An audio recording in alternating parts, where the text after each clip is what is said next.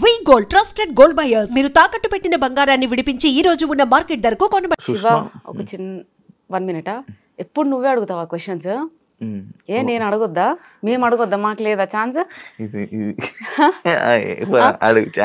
సరే, first of all ఒక allegation వచ్చింది నా మీద. ఏమని? 25,000 లేనిది సుష్మా ఏ పని చేయదు, 25,000 ఇస్తే ఏ ప్రమోషన్ అయినా చేస్తుంది, లైక్ ఏ ప్రమోషన్ అయినా చేస్తుంది సుష్మా. కామెంట్లలో ఓ అంటున్నారు. నువ్వు నాకు ఎంత ఇచ్చావు ఇక్కడ కూర్చోడానికి?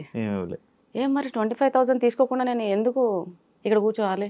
నువ్వు అడిగిన దానికి ఎందుకు ఆన్సర్ ఇవ్వాలి? First of all Sushma Bhupathi 25,000 ఇస్తే ఏదైనా చేస్తుంది. ఒకతను చెప్పాడు రీసెంట్గా యూట్యూబ్లో, వైరల్ చేసేసాడు. 25,000 ఇస్తే ఆవిడ ఏమైనా చేస్తుంది. ఇంకొకటి, ప్రతి ఒక్క బిజినెస్కి సుష్మా భూపతిని పిలుచుకొని డాన్స్లు ఆడిచ్చి మరి ప్రమోషన్ చేయించుకుంటున్నారు. వాళ్ళకి అంత బిజినెస్ ఉందా, ఈవిడ వల్ల అంత బిజినెస్ అవుతుందా అని తను క్వశ్చన్ వేశాడు నా మీద ఒక అతను. దాని గురించి మాట్లాడదాం. అయితే నేను డాన్స్ చేయండి ఏది చేయను, మరి ఇప్పుడు డాన్స్ చేయండి మనం ఇది ఎలా స్టార్ట్ చేస్తాం? నువ్వు చేయాల్సింది ఇప్పుడు ఒక స్టెప్. నేను చేయాలా? అక్కడ ఆల్రెడీ అంత వీడియోలు అంతా ఏం చెప్తున్నారు, ఆవిడ డాన్స్ చేయండి ఏ ప్రమోషన్ చేయదు, డాన్స్ చేయండి ఏమీ చేయదు, అండ్ డబ్బులు తీసుకుంది ఏమీ చేయదు అని ఆల్రెడీ అలిగేషన్స్ వస్తున్నాయి, కామెంట్స్ వస్తున్నాయి. అంటే ఇప్పుడు నేను డాన్స్ చేస్తే నాకు ఇంటర్వ్యూ ఇస్తారా? అవును, మరి నేను డాన్స్ చేయండి ఏది చేయనుగా, అలా ఎందుకు చేస్తాం? చేయాల్సిందే కపుల్ డాన్స్. ఇక్కడ కపుల్ డాన్స్ చేద్దాం. ఇప్పుడు చేయనా తర్వాత చేద్దాం? చేయాల్సిందే, తర్వాత చేద్దాం తప్పకుండా. ఓకే, లాస్ట్ లో చేద్దాం. లాస్ట్ లో తప్పకుండా చేద్దాం. నేను మాట ఇస్తున్నాను, మన ఇద్దరం ఆ రీల్ ని కొలాబరేషన్ లో కూడా అప్లోడ్ చేద్దాం. ఓకే సార్, తప్పకుండా. అంటే కొలాబరేషన్ యాక్సెప్ట్ చేయరా? నేను యాక్సెప్ట్ చేస్తాను. దానికి కూడా payment of course payment pay చేయాల్సిందే. అంటే వాళ్ళు అంటున్నారు కదా 25,000 తీసుకొని సుష్మా ఏ పని చేయదా. ఆ టాపిక్ కూడా మాట్లాడదాం. ఆ టాపిక్ గురించి యాక్చువల్లీ ఉంది, ఒక పార్ట్ లో ఉంది. మీరు అంటే ఫేమస్ అవ్వక ముందు మీ లైఫ్ స్టైల్ ఎలా ఉండేది, అయ్యాక మీ లైఫ్ స్టైల్ ఏం చేంజెస్ వచ్చాయి? చాలా పెద్ద చేంజెస్ అండి, అది చిన్న చేంజెస్ కాదు. అసలు ఫేమస్ అవ్వకముందు నా పరిస్థితి నా సిచ్యుయేషన్ చాలా ఘోరంగా ఉండేది. హానెస్ట్గా చెప్తున్నాను, దాచిపెట్టుకోవడానికి ఏమీ లేదు. ఫైనాన్షియల్గా ఒక స్టేజ్ వరకు బాగానే ఉన్నాం. పాప పుట్టే వరకే తను వర్క్ నేను వర్క్ చేసుకునేవాళ్ళం. నేను పాప పుట్టాక నేను మానేశాను, టీచింగ్ మానేశాను, ఇంట్లో ఉన్నాను. సో మా హస్బెండ్ తెలిసి తెలియక కొన్ని కమిట్మెంట్స్ ఇవ్వడం వల్ల, అంటే ఇట్లా రొటేషన్ అంటారు కదా ఫైనాన్షియల్గా, సో అందులో లాస్ అయిపోయి మొత్తం రోడ్డు మీదకి వచ్చేసాం. మొత్తం రోడ్డు మీదకి అంటే ఎలా అంటే తినడానికి బియ్యం కూడా లేవు. నాకు చాలా పెద్ద కాందాన్, మా ఇంట్లో అందరూ వెల్ సెటిల్డ్. 2 సంవత్సరాలు నేను అది ఫేస్ చేశాను. ఎవ్వరు తొంగి కూడా చూడలేదు మా ఇంటికి, ఎవ్వరు. సుష్మా ఎలా ఉంది, ఆమెకి 2 పిల్లలు, నాకు చిన్న బాబు, ఎవ్వరు చూడలే. మా బాబు ఈవెన్ చిరిగిపోయిన షర్ట్తో స్కూల్కి వెళ్ళాడు. నేను ఇంకా మర్చిపోనా లైఫ్లో. ఆ స్టేజ్లో ఉన్నప్పుడు ఎవ్వరూ రాలేదు శివ, ఎందుకు ఎవ్వరు రాలేదు. పక్కింటి ఆవిడ దగ్గర రేషన్ బియ్యం అడుక్కొని మేము పెట్టాం. అప్పుడు మా హస్బెండ్ జాబ్ చేయట్లేదని కాదు, పాపం ఒక్కరోజు కూడా బంక్ కూడా కొట్టాడు, రెగ్యులర్ గా వెళ్తాడు. కానీ ఏంటంటే అది ఆటో డెబిట్ వల్ల శాలరీ పడగానే ఆటో డెబిట్, రెంట్ ఎలా పే చేస్తాం, రేషన్, ఇవి 2 అయితే కంపల్సరీ కదా. ఒక మనిషికి ఫుడ్ అండ్ షెల్టర్ అది చాలా నీడ్, కంపల్సరీగా అది ఎలా తెస్తాం? ఆల్రెడీ ఆయనకు కావాల్సినవన్నీ తెలిసిన వాళ్ళ దగ్గర అక్కడికి డబ్బులు తెచ్చేసాడు, అది ఇవ్వడానికి లేదు. ఉన్న సోర్స్ అలా వెళ్ళిపోతుంది, ఏది లేదు. ఆ సిచ్యుయేషన్ ఫేస్ చేసా. ఐ థింక్ 2 times చిన్నగా పానిక్ అటాక్ కూడా అయింది. నేను 2 times హాస్పిటల్లో పడ్డా. హాస్పిటలైజ్డ్ అయినా సరే నన్ను ఎవరు చూడడానికి రాలేదు. ఏం జరిగింది, ఏం జరుగుతుంది, అసలు 2 పిల్లలు పెట్టుకొని ఎలా సర్వైవ్ అవుతుంది, ఇలాంటి సిచ్యుయేషన్. అసలు మా హస్బెండ్ 15 kgs లాస్ అయ్యాడు. మా హస్బెండ్ చెబ్బిగా బాగుంటాడు, ఇప్పుడు ఎలా ఉన్నాడు అలాగే ఉన్నాడు. ప్రెసెంట్ ఎలా ఉన్నాడో ఆ సిచ్యుయేషన్ లో అప్పుడు అలాగే ఉన్నాడు. ఆ ఫైనాన్షియల్ ఇష్యూ వచ్చాక బక్కగా అయిపోయాడంటే ఆల్మోస్ట్ 15 kgs లాస్ అయిపోయి ఇంతే అయ్యాడు. ఎవ్వరూ రాలేదండి. అతనికి పెద్ద కాందాన్ ఉంది, నాకు పెద్ద కాందాన్ ఉంది, చెప్పుకోవడానికి ఎవ్వరూ రాలేరు. సొసైటీ సొసైటీ సొసైటీ అని అంటారు. ఏ సొసైటీ వచ్చిందండి? మా నాన్న నలుగురం, మేము 3 ఆడపిల్లలు, ఒక తమ్ముడు, ఆయన లారీ డ్రైవర్. నేను పుట్టి ఇప్పుడు 32 years అవుతుందా? మా నాన్న ఒక్కరోజు రెస్ట్ తీసుకోగా నేను చూలే, కష్టపడుతూనే ఉంటాడు. ఆయన కూడా మాకు ఇప్పటివరకు రేషన్ బియ్యం తెలియదు, మా ఇంట్లో మాకు చికెన్ తెలియదు.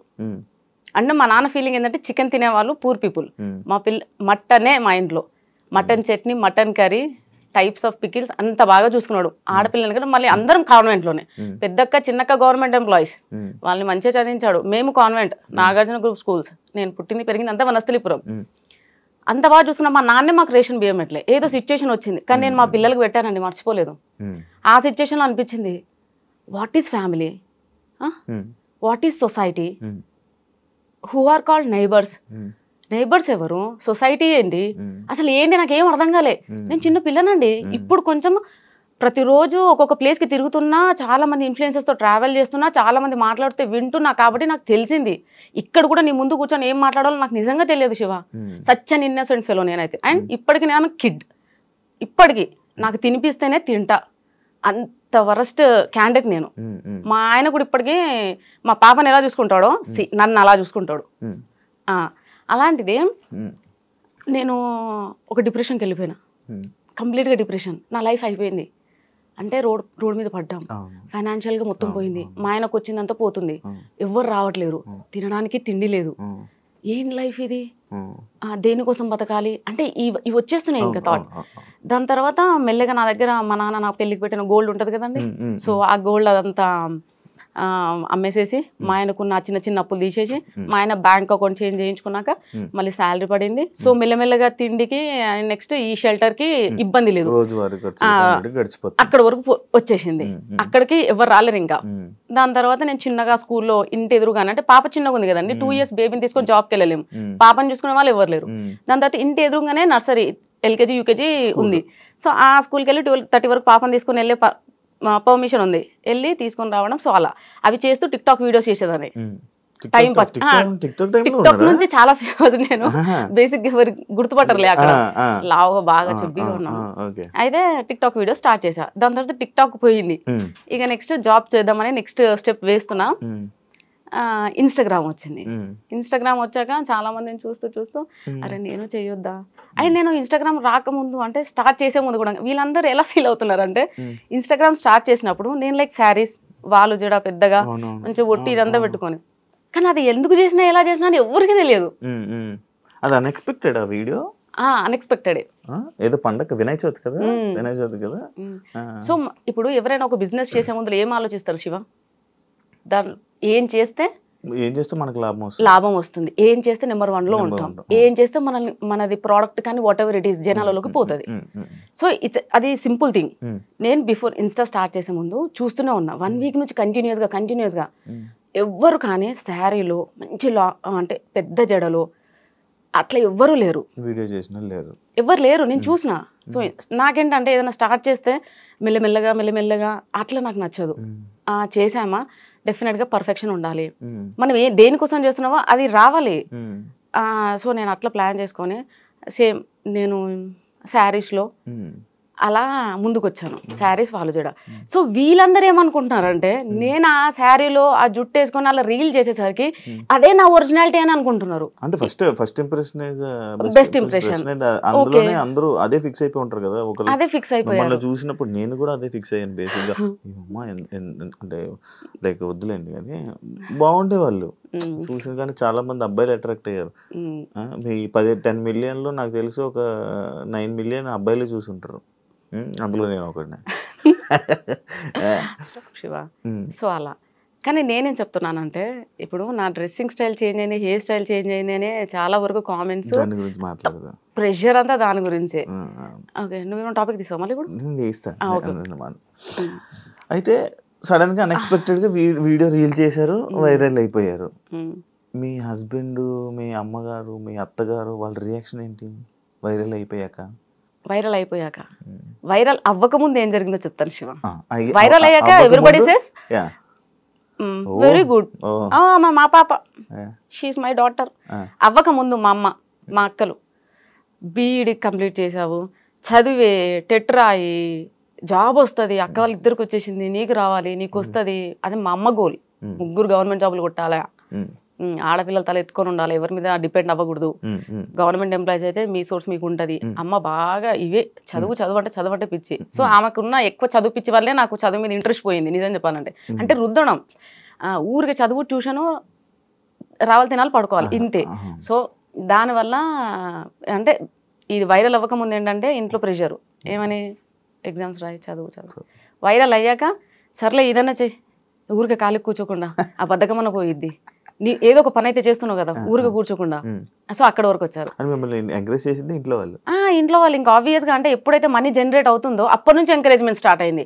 అంతకు ముందు అవసరమా, ఎందుకు, ఏం చేయడానికి, బుద్ధిగా చదువుకోవచ్చు కదా, ఇంత కష్టపడి చదివించాడు మీ నాన్న, అంత కష్టపడి దేనికోసం అంటే ప్రతిదానికి ఇంకా నాన్ననే, నాన్న ఇంత కష్టపడ్డాడు దేనికోసం, నాన్న ఇంత కష్టపడ్డాడు. సో నాన్న కూడా చెప్పాడు, చదివేదో చదివితే నీకు యాక్టివ్ అంటే ఇష్టం కదా, అది ఇప్పిస్తా, నీకు ఇది ఇప్పిస్తా. నాన్న ఎరేసేవాడు, నువ్వు ఎన్ని చెప్పు నాన్న, నాకు అంత ఇంట్రెస్ట్ లేదు, సో నేను ఏం చేయాలనుకుంటున్నా అదే చేస్తా, ప్లీజ్ నన్ను ప్రెషర్ ఫోర్స్ చేయకుండా అని మా నాన్నకి చెప్పాను. సార్ మా నాన్న లైట్ తీసుకున్నాడు. దాని తర్వాత ఎప్పుడైతే మనకి ఇన్స్టాగ్రామ్ నుంచి ఇన్కమ్ జనరేట్ అయిందో ఎవ్రీబడి షట్ దేర్ మౌత్, అంతే, నోరు మూసుకున్నారు.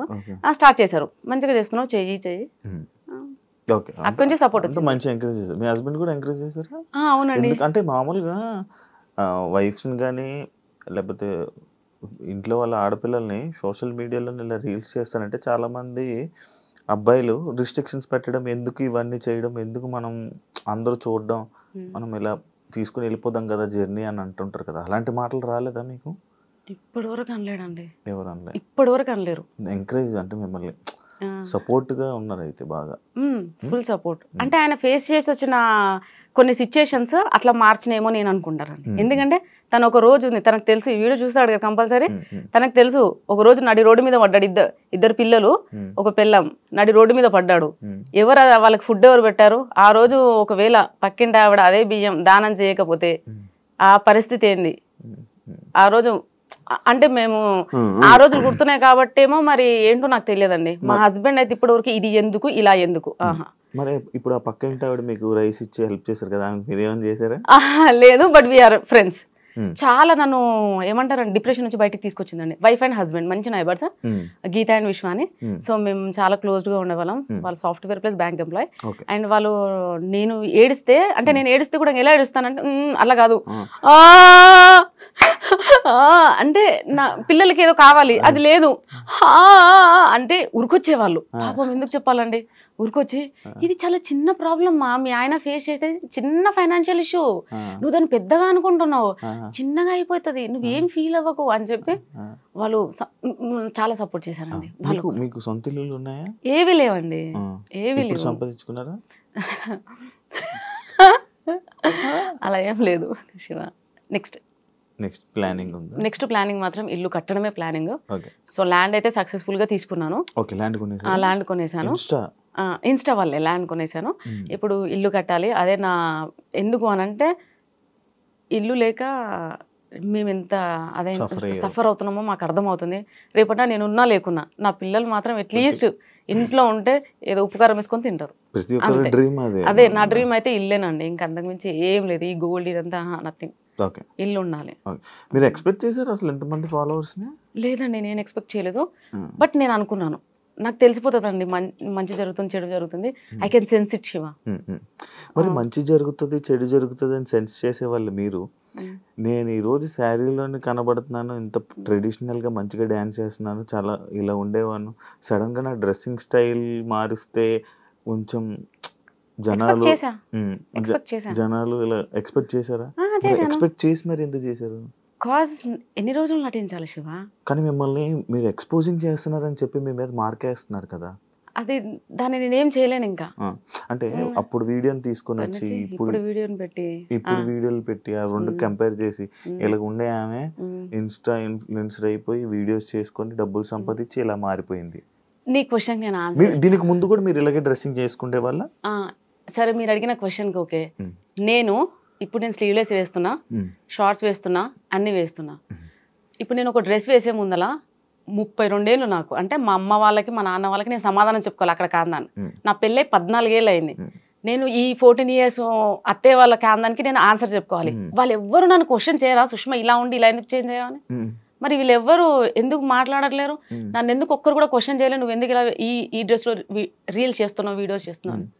బికాజ్ అమ్మ వాళ్ళకి అందరు నాన్న వాళ్ళకి అందరికి అందరికీ తెలుసు. నేను ఆబ్వియస్గా అప్పటి నుంచి అయినా కానీ నేను అలాగే ఉంటా, బాయ్లా పెరిగానండి నేను. మా అమ్మకి 3 పాపాలు కదా, సో నన్ను తమ్ముడిని అలానే పెంచింది. బాయ్స్లా ఇద్దరం బాయ్లా ఉండేవాళ్ళం. తమ్ముడు ఉన్నాడు అలా. సో వాళ్ళందరికీ తెలుసు నేను ఎలా ఉంటాను అని. సో వీళ్ళేంటంటే స్క్రీన్ మీద నేను ఫస్ట్ నుంచి శారీలో చూసి సడన్ గా ఈ ఫేస్ చూపించేసరికి తీసుకోలేక అది బేసిక్ గా వాళ్ళు తీసుకుపోవడానికి రీజన్ లేదు తెలుసా, మ్యారేజ్ అయిపోయిన ఆమె ఇలా బట్టలు వేసుకొని ఇలా ఇన్ఫ్లుయెన్సర్ గా వీడియోస్ చేయడం ఎందుకు అనేది వాళ్ళ ఇది. సరే ఇప్పుడు మీ దానికి కూడా ఒక ఆన్సర్ ఉందండి. నేను చదివింది నాగార్జున స్కూల్ వనస్థలిపురం. మా 10th క్లాస్ స్ట్రెంత్ వచ్చేసి 260 మెంబర్స్ 10th స్ట్రెంత్.